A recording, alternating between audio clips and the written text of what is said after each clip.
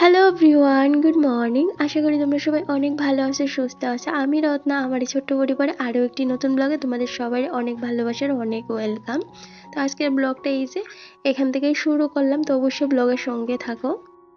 এখন ঘড়িকাটায় সময় হইতেছে সকাল 8টার নাগাদ। তো আজকের ব্লগটা আমি এখান থেকে শুরু করলাম। তো সকালবেলা দেখো কতগুলি পেঁপে নিয়ে আইছি কাকিমা তাদের গড়ে। তো গতকালকে অনেক কয়টা পেঁপে পারছি, পেঁপেগুলি না পাইকা যাইতেছে গা, আর পাকার পরে জানো ওই পেঁপেগুলি একদম বাজে লাগে, খাওয়া যায় না। তো ভাবলাম এই যে আধা পাকা পেঁপেগুলি পাইরালাই, আর গাছটার মধ্যে পোকা দইরা গেছে গা জানো তো, এই কারণে পেঁপেগুলির গায়ে না কেমন যেন একটা কালচে কালচে দাগও পইরা গেছে গা। তো এই যে আধা কাঁচা কিছু পেঁপে আমি রাখলাম, আর কিছু পেঁপে কাকিমারে দিলাম, আর বাড়ির চারপাশে যারা আছে সবারই দুই একটা করে দিয়া এই যে শেষ করলাম। অনেক কয়টা পেঁপে হইছিল। এই গাছটার থেকে যে এত পেঁপে পামো বা এত ভালো হইব কাঁচা পেঁপে, পাকা পেঁপে কিন্তু একদম ভালো না। পাকা কাঁচা যেরকমই হোক এত পেঁপে যে পামো সত্যি কোনোদিন ভাবছি না। ভাড়া বাড়ির মধ্যেও যে এইরকম একটা গাছ হইব। আর কি জানো তো, এই দিকটা না বেশি একটা মাটি না গো। এই যে যে জায়গাটা আছে যেখানে পেঁপে গাছটা, এই পেঁপে গাছটার নিচে জানো তো শুধু ইট পাথর এইগুলিই। এই কারণে গাছটা বেশি একটা জোর পায় না, আর ওই যে জোর না পাওয়াতে ওই একটু বড় হইলে পেঁপেগুলি জইরা পইরা জাগা। তো ইদানিং দেখতেছি গাছটা যেহেতু একটু বড় হইতে আছে, আর ওই যে আগার দিকে একটু রৌদ্র লাগে, এই কারণে কিন্তু এখন বেশ ভালোই হয়েছে পেঁপে। তো এই গাছটা একটু ছাঁটাই করে দিলে আবার নতুন পেঁপে আইব। তো যাই হোক অনেক কয়টা কাকিমারে দিয়ে আইছি, কাকিমা কইতাছে এগুলি দিয়ে যেটা বাজা খাইলে ভালো লাগবে, আর আমিও ভাবতেছি একদিন বাজা করবো। তো চলো সকালবেলার বাসি কাজকর্ম সারলাম, তারপরে ব্লগটা শুরু করছি। কি হয়েছে জানো তো, সকাল থেকে না ভালো লাগতেছে না, ব্লগ শ্যুট করবো করতেছি এই কইরা দিয়ে দিনগুলি কাটাইতেছি, ভালো লাগে না, মনটা বেশি একটা টানে না গো। কিন্তু কি তো এই যে জায়গাটা আজকে যে জায়গায় আমি ইউটিউবটা এনে সে দাঁড়া করাইছি বা আমার চ্যানেলটা আছে, এই চ্যানেলটা এইটুকুনি জায়গায় দাঁড়া করাইতে আমার যে কতটা পরিশ্রম করতে হয়েছে, বা আমার যে কতটা রাত্রে জাগতে হয়েছে, সারাদিন যে কতটা পরিশ্রম করতে হয়েছে, এইটা শুধু একমাত্র আমি জানি আর আমার ভগবান জানে, আর কেউ জানে না। তো সেই জায়গাটা যে হঠাৎ করে ছাইড়া দেবো, সেই মানসিকতাটা কিন্তু আমি এখন মানে কইরা উঠতে পারতেছি না আর কি। যখনই ভাবি ইউটিউবটা ছাইড়া দিমু, ছাইড়া ঘর সংসার নিয়ে ব্যস্ত থাকবো, এই যে সংসারে কাজকর্ম করবো, সবাই যে এরকম চায় সেরকম ভাবেই চলমু, তখনই না মনটার মধ্যে এরকম একটা আঘাত লাগে, যেমন কি জানি একটা হারায় গেছে গা, কি জানি একটা নষ্ট হয়েছে গা, যেটার আমি কারোরও বুঝাইতে পারতেছি না। এইরকম একটা অজানা কষ্ট মনের মধ্যে যেমন ঘর কইরা বইয়া রইছে। তো ভাবলাম যাই হোক চলো কাজকর্ম শুরু করি, দেখা যাক না কি হয়, কতদূর মানুষে কত কিছু কইতেই পারে। হাজার অতদিন তো অনেক কিছু কইই এইতেছে, হাজারটা মুখ হাজারটা কথা তো কইতেছে, আরও কয়েকদিন কোক না, আর আমি দেখি আমার মধ্যে কতটা ধৈর্য শক্তি আছে যে সবার কথা শুইনা সাইরা, বা সবার এত মুখ ঝাপটা লাথি উষ্টা আরও নানান ধরনের কথা, মানে এত বাজে বাজে কথা যেগুলি আমার মুখ দিয়ে হয়তো কোনোদিন আইতো না, এত সব কথা শুনলেও যদি আমি আমার কাজটা চালাইয়া যাইতে পারি, তাইলে তো আমি কোনো না কোনো একদিন তো কইতে পারবো যে আমি চেষ্টা করছি। চেষ্টা করার পরেও আমি সেই জায়গাটা তৈরি করতে পারছি না, বা সবার মন মতো হইতে পারছি না, আমি হাল ছাড়তে চাইতাছি না। এই বিশ্বাস এই সাহস নিয়ে সেরে দেখো একটা নতুন দিনে আবার নতুন একটা ব্লগ শুরু করলাম, আর আমি আশা করি আমার এই জার্নিতে আমার বন্ধুরা আমার পাশে থাকবো, আমার এই মনোবলটা ধরে রাখার লাগে তোমরা আমার অনেকটাই সাপোর্ট করবা। তো এইদিকে এই যে ঘরের কাজগুলি শুরু করলাম, সকালের বাসি কাজ মানে ওই যেমন ঘরের সামনে জল দেওয়া, ঘর বাড়ি একটু ঝাড় দেওয়া সামনের দিকে, এই কাজ কইটা সারছি গো। তো এই যে আস্তে আস্তে করে ঘরের কাজগুলি এবার হাত দিলাম। তো কাকিমারা পেঁপে দিয়ে ঘর বাড়িটা ভালো করে ঝাড় দিয়ে নিতে আসি। আর একটা দিদিভাই কমেন্ট করছিল আসনের সামনে দিয়ে এসে এইভাবে ঝাড়ু না দিতে। দিদিভাই এই জিনিসটা গো আমি একটু মাথায় রাখি, যখন এই যে সামনের ঘরটা ঝাড় দিই, তখন কিন্তু এই জিনিসটা আমি মাথায় রাখি যাতে আসনের আশেপাশে ঝাড়টা না লাগে। আর কি তো আমার যেহেতু এক্সট্রা কোনো ঠাকুর ঘর নাই, একটা ঘরের মধ্যে সব কিছু, তো আমার তো এদিকে আইতে যাইতে লাগে, ওই আমি হয়তো একটু লক্ষ্য করে চলবো, সবসময় দেখবো জিনিসগুলি মাথায় থাকেও না, তারপরও আমি কিন্তু প্রত্যেকটা জিনিস খেয়াল রাখি। আর দেখবা আমি যেরকমভাবে চলাফেরা করি আমার বর এত হুঁশ থাকে না, ও তো ওর মতো করে হাঁটাচলা করতেই থাকে, তারপরও ওরও কিন্তু ঠাকুরের প্রতি অনেকটা শ্রদ্ধা ভক্তি সব কিছুই আছে।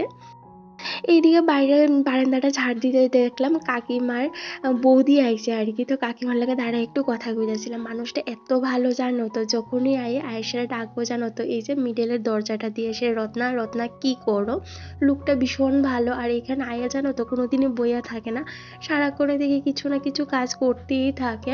আর কাকিমারা যখন কলকাতা থেকে আয়ে তখন কিন্তু তাই নিয়েও আয়া ওই যে ঘর বার ঝাড় দেওয়া রান্না বাড়া সব কিছু তাই এত সুন্দর কইরা কইরা দিয়া যা, কাকিমার একদমই অসুবিধা হয় না। আর কাকিমার যখন অসুবিধা হয় তখন তাইনারে ফোন করলে কিন্তু তাইনে আয়ে। লোকটা অনেকটাই ভালো গো, আর কথাবার্তা এত সুন্দর। তো যাই হোক, এইদিকে এই যে সমস্ত কাজ বাজ সাইরা এই যে রান্নাঘরের যে পর্দাটা আছে পর্দাটা চেঞ্জ করলাম। এটা না একটু আটা আটা হয়ে গেছে। এই যে রান্না করার সময় যেহেতু পর্দাটা দিয়া রাখি, এই কারণে এই যে তেলে টেলে না একদম আটা আটা হয়ে গেছে। তো ভাবলাম এটা দইয়া দিমু, তার সাথে আরেকটা পর্দা বাড়ি থেকে আওয়ার পরে এই পর্দাটা রেডি করে রাখছিলাম। তোমাদের সাথে আর শেয়ার করা হয়েছে না যেহেতু ওই সময় ব্লগ শ্যুট করতাম না, তো এই কারণে এই পর্দাটাই আবার লাগাই দিচ্ছি। তো লাগানোর পরে দেখতেছিলাম নিচে দিয়ে না একটু লম্বা লাগতেছিল। তো এই কারণে আবার ওই যে নিচে বয়ে সেরা দুইটা মাপ করে একটু কাইটটা দিছি। তো এখন দেখলাম ঠিকঠাক আছে। তো চলো, এইদিকে তো মোটামুটি ঘরের সমস্ত কাজ বাজ সারলাম, ঘর দরটা গুছাই নিছি। আর বরের আজকে 2টার সময় ডিউটি আছে, তো ওই যে একটু সিদ্ধ ভাত করবো, এটা দিয়ে ও খাইয়া যাবো আমিও খাবো, তারপরে দুপুরে রান্না বাড়া করবো।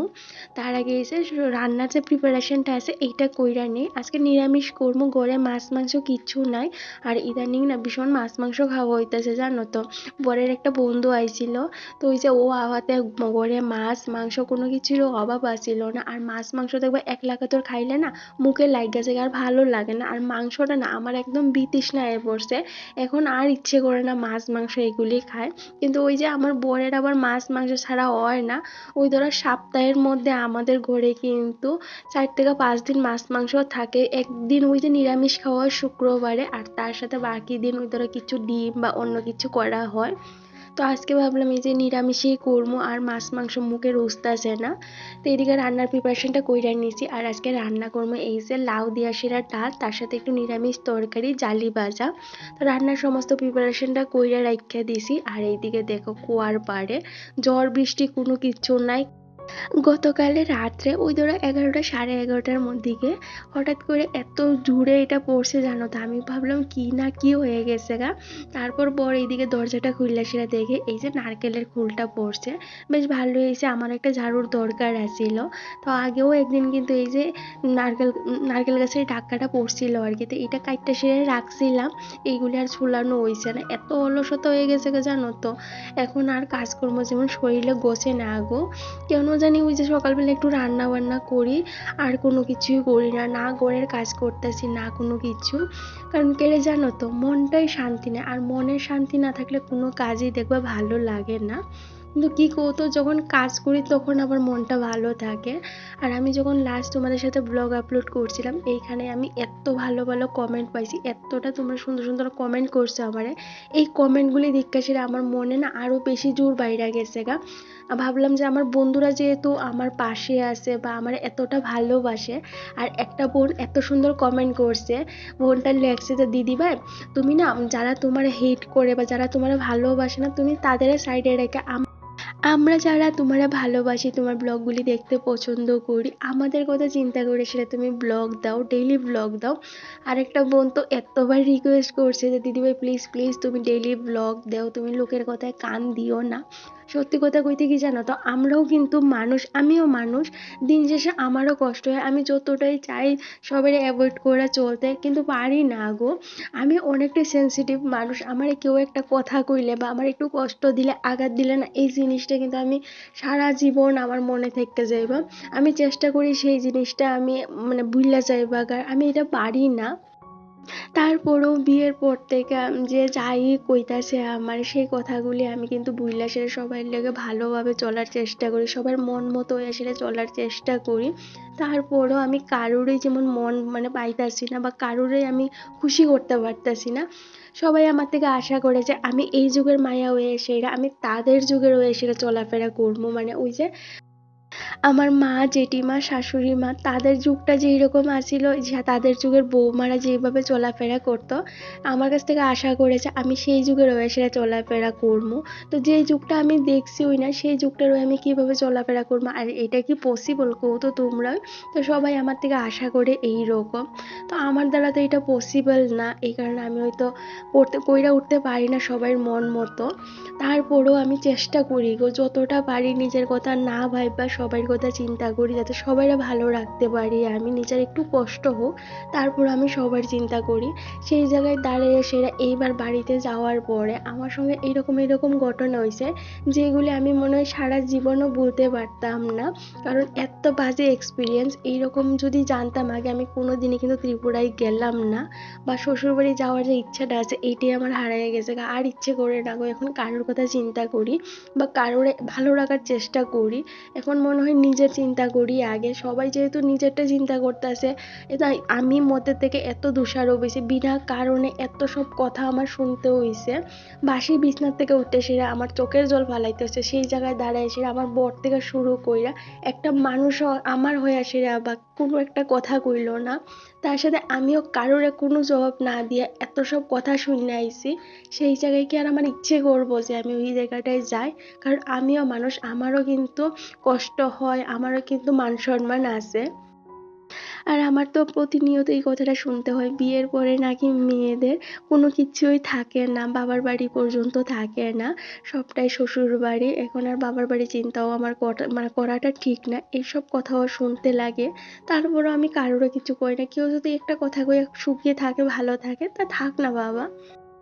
এত সব কিছুর পরেও কিন্তু আমি এখনো চেষ্টা করি সবাই নিয়ে ভালো চলার, কিন্তু এখনো সবাই না আমার এমনভাবে ব্যবহার করে যেমন আমি কোনো কিছুই না এই ফ্যামিলি।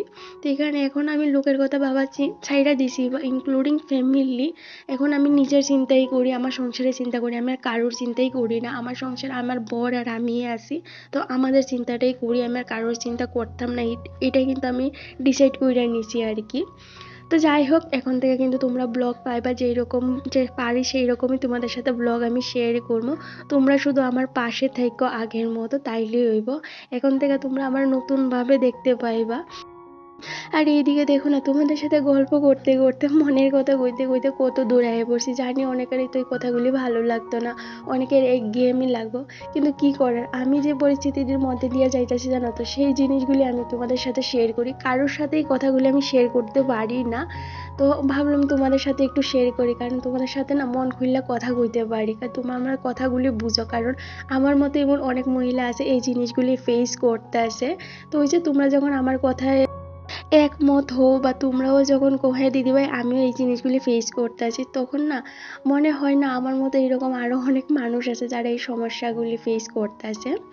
তো যাই হোক, এইদিকে এই যে বরের ডিউটি আছিল, তো ওর লাগে সকালবেলা সিদ্ধ ভাত করছি, আর কালকের একটু ডাল আছিল, তো এইটা গরম করে ওরে খাওয়াই দাওয়াই ডিউটি পাঠিয়ে দিছি। এইবার এই যে দুপুরের যে রান্নাটা আছে, মানে দুপুরের রাতে এই রান্নাটা বোয়ামো, আর কি রান্না করবো এটা তো আগেই তোমাদের কইয়া দিলাম। সমস্তটা যেহেতু রেডি আসছিল, এই যে ঝটপট করে রান্নাটা সাইরা নিতে পারবো। আর সকালবেলা আজকে ব্রেকফাস্টও করা হইছে না, ইদানিং না খাওয়ার কোনো যেমন টাইম লিমিট নাই আমার। এই ভালো লাগলে ব্রেকফাস্ট করি, না ভালো লাগলে করি না, টাইম টু টাইম খাওয়া দাওয়া হইতেছে না। এই কারণে শরীরটা না ভীষণ দুর্বল লাগতেছিল।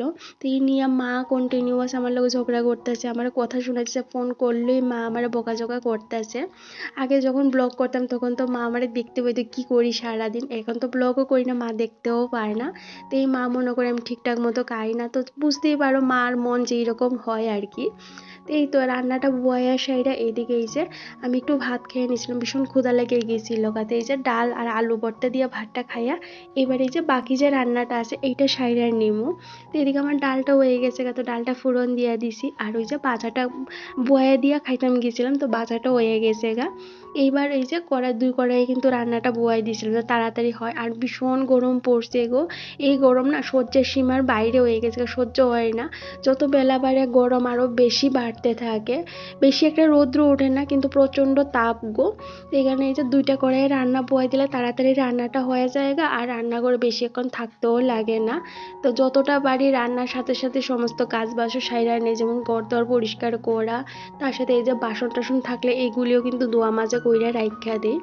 তো একটা কড়াইয়ে বয়াই দিয়েছিলাম এই যে নিরামিষ তরকারিটা, আর একটা কড়াইয়ে বয়াই দিয়েছিলাম লাউ ডালটা, যেটা ডাল দিয়া করবো আর কি। তো সব ফোড়ন দিয়ে একসঙ্গে সব কিছু দিয়া বয়াই দিছি। তো এই যে আমার লাউ ডালটা হয়ে গেছে, একটু মাখা মাখা করেই করছি। তো লাস্টে একটু চিনি আর ঘি দিয়া দিলাম। এই যে লাউ ডালটা ভীষণ পছন্দ করে আমার বর, তো এই কারণে বরের পছন্দ অনুযায়ী কিন্তু সবটাই রান্না বান্না করলাম। কারণ নিরামিষ দেখবা একটু ভালো না হইলে, একটু যদি রসায় কষায় না রান্না করি তাহলে ভালো লাগে না। এই কারণে একদম ভালো করে ঘিটি দিয়ে সেটা রান্না করছি। তো রান্নার শেষে এই যে সঙ্গে সঙ্গে বাসন টাসন ধুয়ে রাইখা দিই। ভীষণ একটা অলসতা হয়ে পড়ছে জানো তো। এই যে ভাতটা খাইলাম, ভাত খাওয়ার পরে দেখবো একটা আলিস্য হয়ে পড়ে। তো ওই যে কাজটি না করে রাখলে দেখবা একদম রাত্রে আবার করতে হবে, তাড়াহুড়া কইরা সেটা আমার আবার রাত্রে যে কাজগুলি আছে এইগুলি আবার বাড়তি হয়ে যায় পোগা। তো এখানে সঙ্গে সঙ্গে কইরা রাইখা দিতেছি, তারপর গিয়ে সেটা একটু রেস্ট করবো।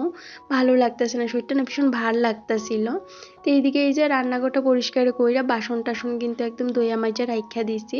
আর এই যে রান্না করার সময় রেকটার উপরে একটা কাপড় দিয়ে রাখি, যাতে ওই যে তেলের ছিটাটা না পড়ে। সম্বাস দেওয়ার সময় তেলটা উইরা গিয়া সেটা এই জিনিসে পড়ে আর আঠা আঠা হয়ে থাকে, আর দুলা জইমা তো দেখবে একদম পুরোয়া জায়গা। তো এই কারণে যে এখানে একটা কাপড় দিয়ে রাখলে তেলটা আর একটা পড়ে না আর কি। তো ভাবতেছি বাড়ির থেকে আবার পরে রান্নাঘরটা পরিষ্কার হইছে না, আর একদম কেমন জানি হয়ে রয়েছে। ভাবতেছি একটা রান্নাঘরটা আরেকদিন পরিষ্কার করবো, ডিপ ক্লিন করবো আর কি। আর তার সাথে ঘর দুয়ারটাও পরিষ্কার করবো। ঘরদোর এতটাই বাজে হয়ে রয়েছে, আর এত ধুলা পড়ে রয়েছে জিনিসের উপর, যে এই জিনিসটাতে হাত লাগতেছে ধুলার যেমন 2-3 স্তর ধুলা পড়ে রয়েছে এইরকম লাগতেছে। তো ভাবতেছি একদিন কইরা সমস্ত ঘর বাড়ি ডিপ ক্লিন করবো আর কি। তো চলো এদিকে সমস্ত কাজ বাজ সারলাম, কি রান্না করছি তোমাদের এক ঝলক দেখিয়ে দিলাম। এখানে নিরামিষ তরকারি, এখানে জালি ভাজা, তার সাথে টমেটো দিয়ে ডাল করছি, আর ওই যে লাউ ডাল করলাম। তো এই হইতাছে আজকে দুপুরে রাত্রের মেনু।